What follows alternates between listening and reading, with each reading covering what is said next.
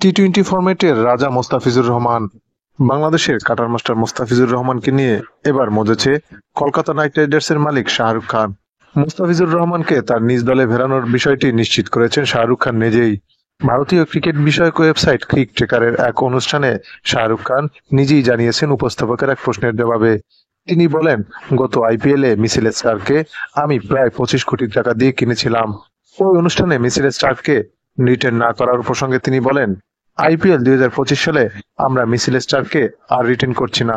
তার পরিবর্তে আমরা মোস্তাফিজকে কেনার জন্য জোর চেষ্টা চালাচ্ছি।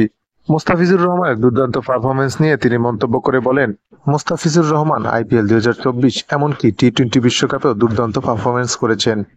চেন্নাই সুপার কিংসের হয়ে বিশেষ করে চেন্নাইয়ের মাঠে তিনি দারুণ খেলেছেন।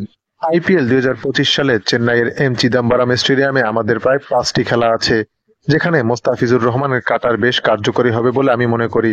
তাই তো চেন্নাই সুপার কিংস মোস্তাফিজকে রিটেন করবে না জেনেই আমরা মোস্তাফিজকে আমাদের দলে ফেরাতে কাজে লেগেছি। বাংলাদেশ ক্রিকেট বোর্ড বিসিবির সাথেও আমরা ইতিমধ্যেই কথা বলেছি। পুরো সিজনের জন্য আমরা এনওসি চেয়েছি।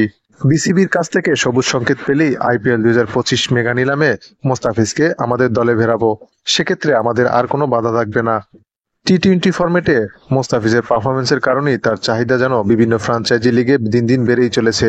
আইপিএল 2025 সালে মোস্তাফিজকে কিনতে কলকাতার পাশাপাশি রাজস্থান রয়্যালস, পাঞ্জাব কিংস এমনকি লখনউ সুপার জায়ান্টসের মতো দলগুলো উঠে পড়ে লেগেছে। এখন দেখার বিষয় হচ্ছে মোস্তাফিজুর রহমান আইপিএল 2025 সালে কোন দলের হয়ে খেলেন।